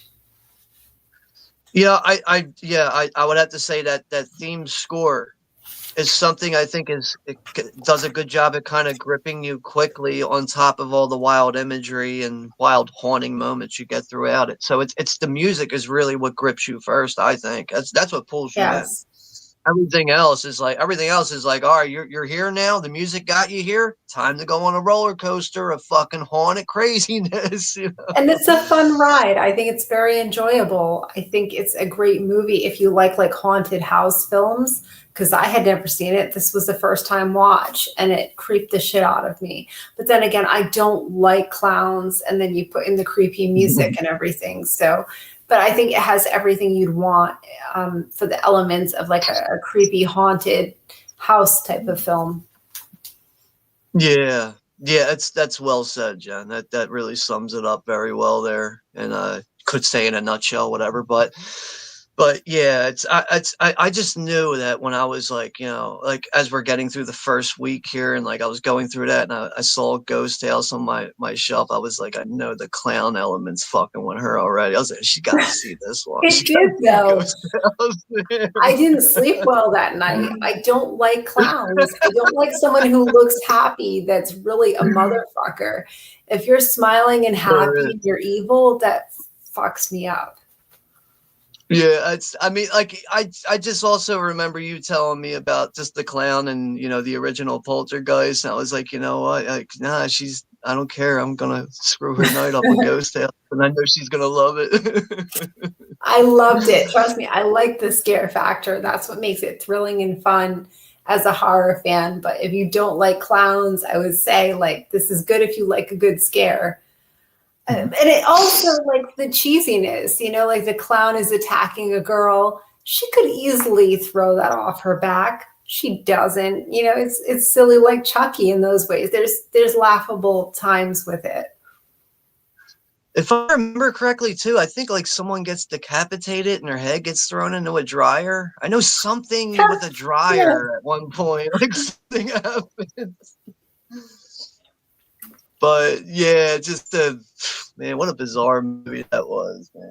And see, that's another reason why I like Italian horror movies. Because I'm just one of those people that I can't get enough of horror. Sometimes I just keep digging. That just see what other fucked up shit's down there. Just keep digging deeper for some shit, And I feel like the Italian horror movies are going to deliver the most bizarre things that you can't even conjure up in your head.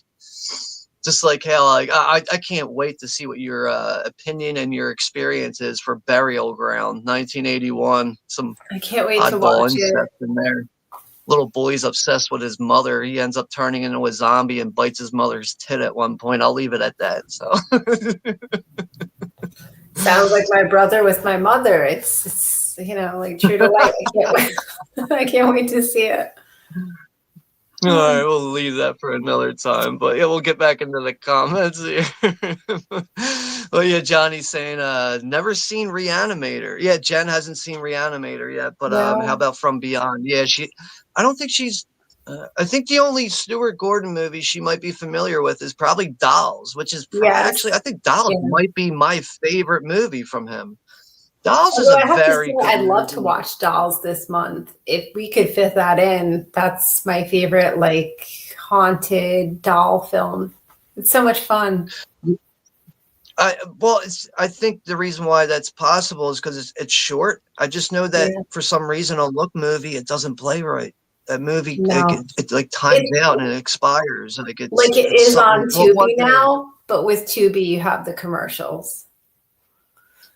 But like one of the reasons why like Dolls is such a big Stuart Gordon movie for me is like the movie really like in a way in a subtle way kind of teaches you to not grow up too fast, to appreciate the things that you have around you as a kid, the things that you can learn from, and how important toys are in a way, and dolls, and how that incorporates your inner core and how you interact with people and stuff. So I feel like the movie Dolls sends an important message out there to, don't forget where you came from. Don't grow Yeah. up too fast. Don't be, a cocky type of know-it-all or anything. And And plus, it's I just think, adults. that, yeah, because like So, I just know in the movie, like the main concept is little girl has got to go with her father for the weekend, and he wants to do nothing but spend time with his wife, and the wife wants nothing to do with the bratty little girl. But it turns out it's really the parents that are being the fucking brats. She's just being a normal fucking kid. And yeah. but I just feel like that movie, like when you really like dive into it and you pay attention to it, it can send such a positive message. And that's why I feel like Stuart Gordon's Dolls is such an important movie. At least it is to me. It is to me too. I love dolls. I was always a collector of like porcelain dolls and everything. I think it just taps into your young innocence that you have, where you're just open to everything, you believe in things, you have this pure open heart. So I get it, and I do think it's a great film. Yeah, that's good to see you and I see very, very level-headed eye to eye with that one. But yeah, Exorcist Reviews is saying The Changeling with George C. Scott would be on my watch list. That's another one. We Yes, watched that. great film. That was a first time watch for you a few months ago. We watched that Yes, just like I out of the loved it. blue. And like another reason why we watched that is because I know Jen you appreciate 70s horror as much as I I do. do. So like that's why I've just been trying to get you caught up on any 70s horror movies that I think are important, that are must see movies. And maybe some people might not appreciate The Changeling for what it is. I love that movie, I especially think it's a down to great its movie. final scene. Phenomenal. Like that final scene when that house is all up in flames, that staircase is all up in flames, man. That, that is a very powerful scene in itself. I know it's a very subtle movie.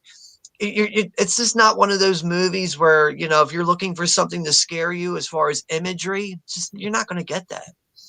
But I'd see it, to me, I like that psychological kind of element. That's where, you know, you actually use your own head to put it into the movie, to put your own Yes. kind of point of view into things. But yeah, I've always been a big fan of The Changeling, though. And, you know, I will admit, though, like I remember when I first saw it in my teens, I was just like, you know, I could see it as a creepy kind of atmospheric movie. Really appreciate it till I got older and became a little bit more mature minded. But I mean, I don't know if we'll be watching that this month, but I just know that, you know, it's good to see that, you know, Exorcist reviews, you know, mention that because, you know, you I'm and glad I you did. watched that together. Yeah, you ended up really enjoying it too, I which, you loved know, it. is really good Yes. to see.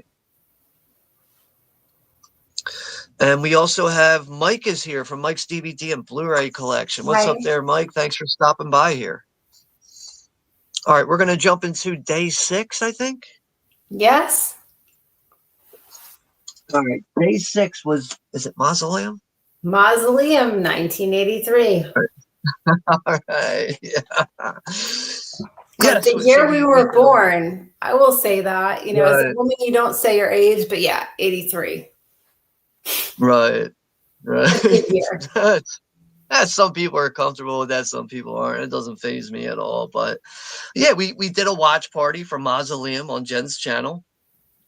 And Yeah. this is, you know, one of the more lesser known 80s horror films, which is like technically an exploitation film in some ways. Also very unique because I've never seen a demonic movie before where the demon, if it's a female, well, it's got demon tits. So, That was the selling point. I did a review for it. People are like, demon tits, I'm all about it. And it was all males. I'll yeah. go watch it. Like that. Yeah, it's like, you know, like it's I mean, I don't know. I don't want to like overhype the demon tits because it's not like the demon tits itself are actually attacking people. It's just like No. occasionally the woman is naked and you get this kind of like blue filtered look on it, but you can see that the demon tits are coughing up green shit. It's like, it's just like the They're green shit's like excited. leaking out of their mouths. But yeah, like what's like the general concept of Mausoleum? It's like a family curse that takes effect on the females. This Yes. nomadic kind of curse that's been going on through this family throughout the years, and everyone that's surrounded by this woman Susan that deals with this curse, they end up coming to their demise. They end up being killed if they, you know, are in some ways involved with this lady. But you know, this is a movie that I grew up with. Actually, rented this on VHS just based on that artwork. That artwork to me is just so intriguing, right? There's a It is. skeleton like holding and hugging like a, you know, a mausoleum or whatever. It's just like, well, this has got to be fucking creepy, right? Oh my god, is it? But just another one that's bleeding with atmosphere. Also has very unintentional funny moments between the housemaid, the black lady, Lawanda, who is But probably she's the the smartest best. person in the movie. She is I the just, you know, what's smartest. her one line in the movie that really stands out is she sees all the green demonic smoke coming out from under the door, and she's like, "Oh, there's some crazy shit going on in this house. I'm gonna get me the fuck out of here right now." So she goes Everything down to she the says is fucking, priceless. You know, she's like, I have been this yeah, nervous since I've been black, and she's twitching but knocking back the shot. She is the best character because you know what? She's intelligent. She gets the fuck out. She like fuck yeah. these crazy white people. Fuck it. Yeah, she don't stick around for that crazy demonic shit, man. She's like, get me the fuck out of this house right now. But that's just, that character alone's funny. The creepy landscaper guy who keeps trying to like measle his way into the house. But once Susan finally goes full demonic mode, she's like, wait, you know what? I can, I can pull this guy into the house and have another victim here. But she decides to have sex with him first. She But has it's sex so with the gross. gross fucking landscaper guy. He's so nasty. Yeah. And then like, like after they have sex, they're sleeping and he's like trying to wake her up. He's like, come on, let's go at it again. And then she's like, you're the only one that's going. And she like claws the shit out of his face. I think she even uses like a garden hoe at one point to fuck his face She up too does, with it. yeah. She scratches the crap out of him. Yes. Yeah, but far from anything award winning, this movie. But I just think, if you're a fan of 80s horror movies, you like Yeah. demonic possession movies, you'll enjoy this one. I don't see how anyone could really, have any real issues with this. But I'm going to give this one a 7 out of 10 because I've always been a big fan of it. Maybe that's a better rating than what it deserves, but I've always enjoyed this one. I'm just glad, also really glad that Vinegar Syndrome upgraded this one to Blu-ray because for the longest time, I mean, it was available on DVD, but it was like going for like as high as like $300 man. So it's good to see that you can buy this for a reasonable price and actually have a copy of it with clarity in a picture now. I think it's a really fun movie if you like demonic possession and you want like almost like what I consider a spoof or a parody film. It's perfect. It's fun. You laugh throughout the whole thing. It's the entire absurdity of it, but it's great. Yeah. Now, like one downfall of the movie that I will, just kind of like harp on or whatever is like a lot of the times when someone is getting killed, it's not like they're physically getting killed. It's like Susan, the possessed demonic woman in it, it's like she's using her mind power to kill someone. Like Yes. someone's chest burst out of nowhere. Her The one aunt, guy on yes. the guy on the phone, his head starts melting. So like all good executed effects. It's just like I would like to see her physically harm someone besides the landscaper guy, which she like claws his face or whatever. I agree. But that's probably like the cheapest element really about the movie. But I feel like there's enough there for anyone who's a fan of 80s horror to, enjoy the 90 minutes you get with it. If you like a horror comedy that's about possession, it's just priceless. I think it has really Yeah. imaginative kills in it. I think just her progression as a demon is interesting, and of course the demon tits. It's really fun. I think for an hour and a half, yeah. I don't think anybody would regret Yeah. it if you like that type of comedy horror film. I just remember when like I was like introducing that to you, I'm like, I don't know if she's gonna like this. And like the more I explain it, I'm like, all right, never mind. Like I think this is up her alley, Oh, I Which loved yeah, it. turned out to be that way. It turned out like you ended up enjoying it. But I feel like, Mausoleum can be a tough one to recommend to everyone, but I feel like if you're just like an average fan of 80s horror, you should be able to at least enjoy a one-time watch if it doesn't hit for you like it does like for me and Jen. So Absolutely. And you know what? I appreciate you turning me on to that movie because then I did a review that was like my most successful review. Everybody's like, I want to watch Demon. It was just something that intrigued people. People really want to see it. yeah. So maybe because I said the demon tits, maybe it's the key words, but it is a really fun film. I don't know any other movie. Like I'm sure there is other movies out there with demon tits, but first time I ever seen that was just like, holy shit. Like, are those little faces on the breast there? Like, yes, and they're coughing up green shit and all this stuff.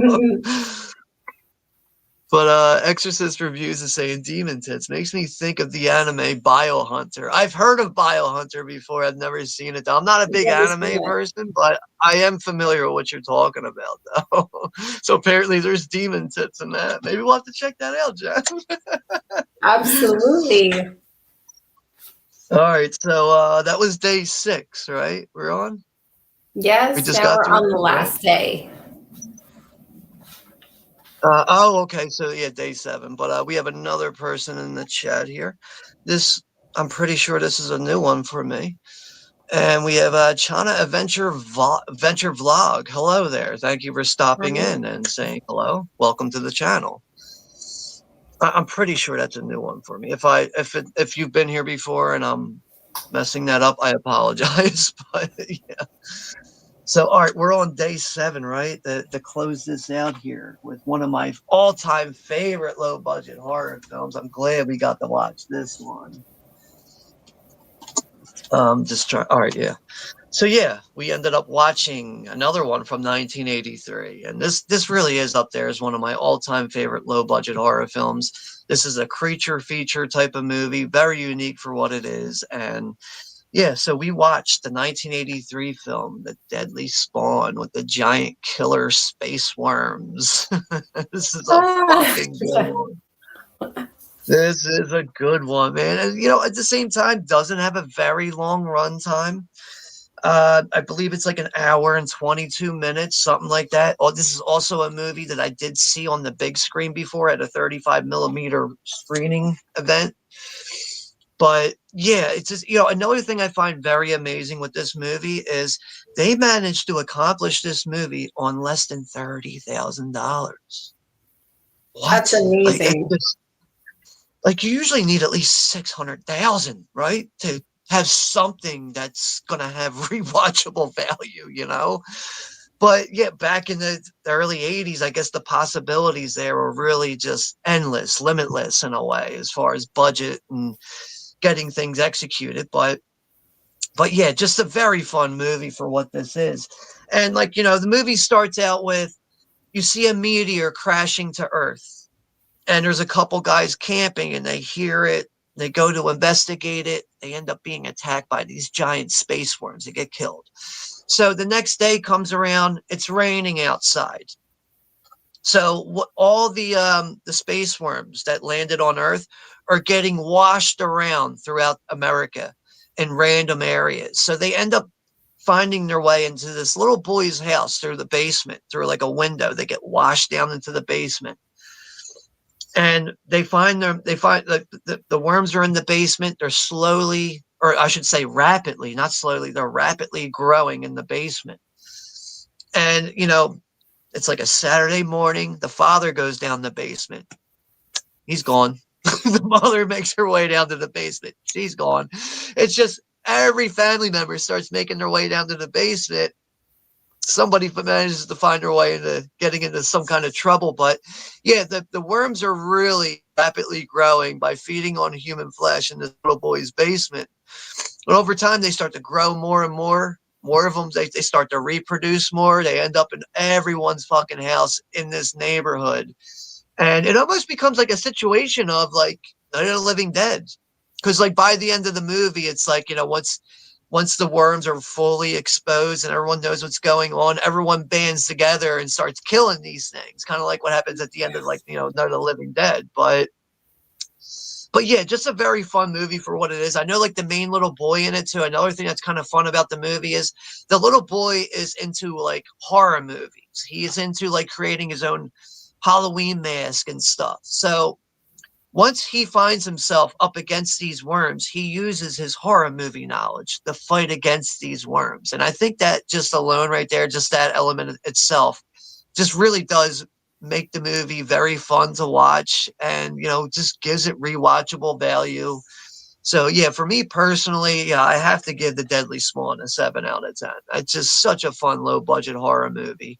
Really, unique music throughout it too. And recently Synapse Films upgraded this to 4K. I don't know if this limited edition box set is still available, but my God, does this movie look fucking amazing though on Blu-ray.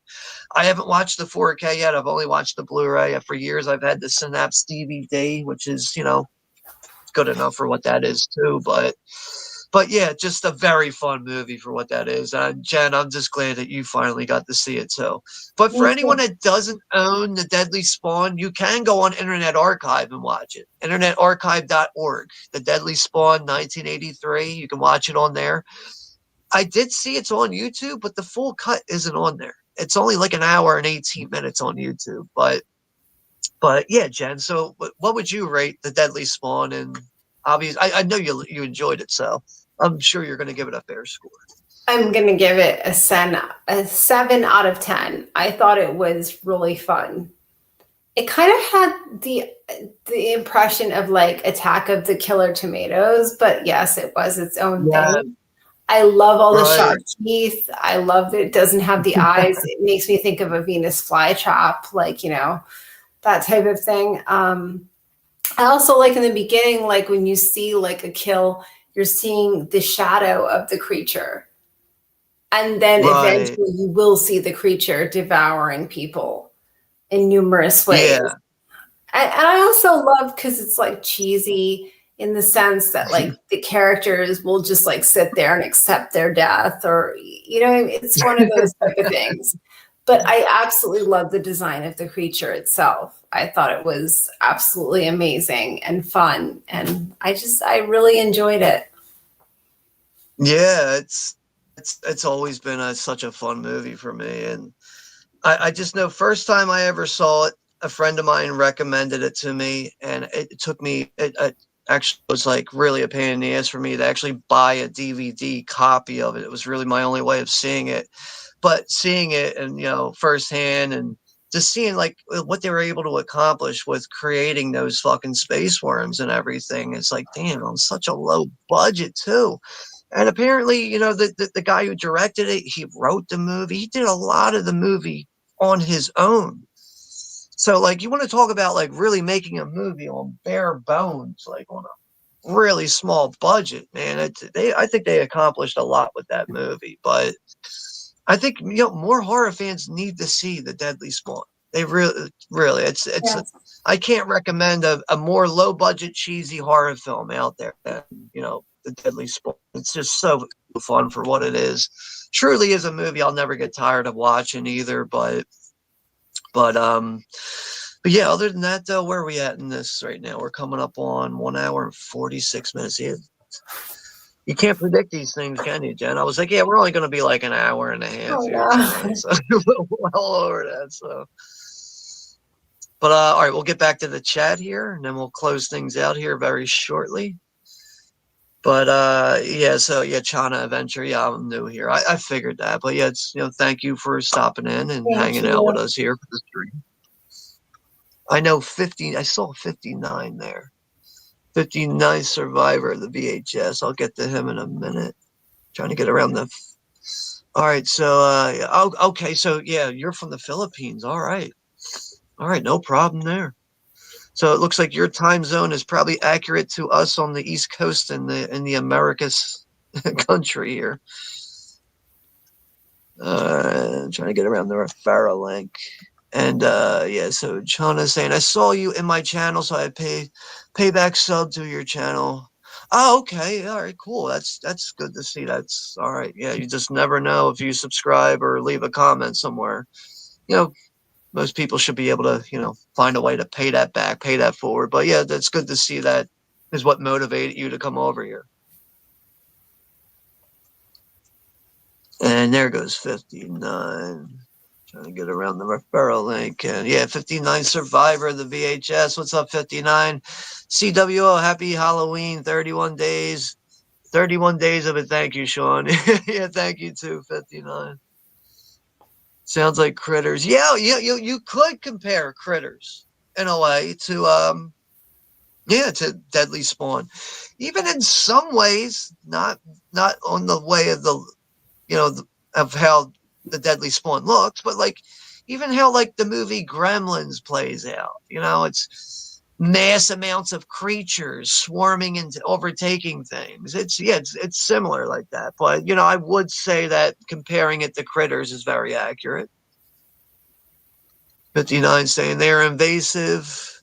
Zerg aliens too, or like tremors and big worms, right? Yeah.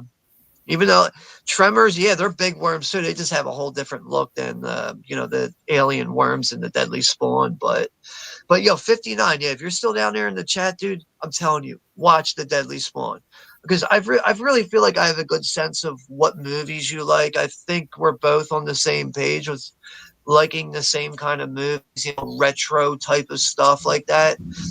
I really think you would enjoy The Deadly Spawn, though, dude. And it's not that long of a movie. It's only like an hour, 22 minutes. Really does deliver in gore and effects. That's another thing. It's just so fun, really is. I think you'll enjoy it if you haven't seen it. Yeah, say Worms and Frogs are fun B movies, of course, man. Never gets old, right? We have another one here. Oh yeah, it's another channel. I've seen that leaves comments here on my channel sometimes, and that's Lavette. So yeah, how's it going there? Thank you for stopping by. But that looks like that is it on comments for now. But yeah, other than that, I think we're going to go ahead and end this one here. Is there anything else, Jen, that you want to share before we call it a night here? No, nothing in particular except to say that Saturday night we'll be doing Silver Bullet at 9 p.m. Eastern Standard Time on my channel. And I'm just so happy to do it with you. Right. So yeah, that'll be the next stream that we're doing. It'll be the 40th anniversary for Stephen King's Silver Bullet. Like thinking on that right now too. Like I don't even think I've ever done a stream or watch party for Silver Bullet. So like that's another reason why I'm looking forward to that. And that's always been a big werewolf movie for me when I was growing up. Just even like the one scene that still kind of like fucks me up in a way is the whole dream sequence when the werewolves are in the church and they're all like freaking out and they're transforming. What's the one guy, Terry Quinlan's like, he was torn apart, Reverend. Reverend, he was torn apart. He was torn to pieces. Yeah. That used to freak me out though, that whole sequence, because like that movie, like I remember it was like it would be played on like a Saturday night. It would be like what that stupid ABC like $1 million movie of the week, Silver Bullet, and that would come on, and I would get to that scene, and I would just be like, oh my god, fucking werewolves are all over the place. It's fucking scary. But like even the scene when the girl's about to commit suicide, she's like eating the sleeping pills because she's pregnant with somebody else's baby, and the guy wants nothing to do with her, and the werewolf comes blasting through the fucking window and kills her. That's a vicious moment. It is. Like I find it crazy sometimes when people try to downplay Silver Bullet. Like, okay, it's all right, crazy Gary Busey, Corey Haim, blah blah blah. But like, there's some vicious moments in that movie. It really is. Yeah. I mean, even the opening kill with the guy getting killed on the train tracks. Doesn't he get like decapitated? Yeah. You're right. But yeah, but yeah, that'll be the next time we're live here. But yeah, so the next time we'll be live here for week 2 of the 31 Days of Horror, going through our Horror-thon watch list. We're going to try to keep it on Wednesdays right now. Yeah. So it looks like we should be back again here with week 2 on October 15th, if everything goes as planned. I know the final one won't fall on a Wednesday, so the final one for week 4 we'll probably do on November 1st or November 2nd, because obviously we got to get through Halloween to finish everything. But yes. But yeah, other than that, though, I've been having a good time with first week here, and I know Jen at the same time. I know you've been enjoying it, and we're Absolutely. just barely scratching the surface right now. It's been so much fun. I love all the movies that we just discussed. I can't wait to watch more. Yeah, so like overall, we are trying to stick with like the double feature concept, but it really comes down to finding the time for that. So we're trying to stick with 2 movies a night. It hasn't worked as planned, but we're just going to watch movies and keep at it and just really base it around what time is available for you and I to keep up with it. But either way, we are not missing a day without a movie. And tonight, I think for day 8, we're going to go with Michele Soave's Italian zombie comedy from 1994's Cemetery Man. So yeah, I think you'll have a good time with that one. I think that's what we're going to watch tonight. So we'll be discussing that next week as we start things off for week 4. So we'll read a couple comments here. So yeah, 59 saying, I will check that out for sure. That movie. That movie's King is King, right? And yeah, 59's also saying that Dogman, King was raw material like David Lynch, right? Yeah, it's a good example right there. Good comparison. And Bruce Campbell is in a Herbie Love movie. All right, so yeah, that'll do it though. But yeah, thank you all very much for hanging out with us Thank you, here for the everyone. first week of the 31 Days of Horror. Take care, be safe, and yeah, maybe we'll see you all on Saturday for the 40th anniversary for Stephen King's Silver Bullet. Take Bye, care. guys. Take care, everyone. All right. Oh, damn, I missed a couple comments at the end there, but all right. But yeah, not a big deal. All right. Yeah. Take care. We'll see you all next week or this Bye, weekend for the everybody. 40th anniversary. Have a good night, everyone. Good night.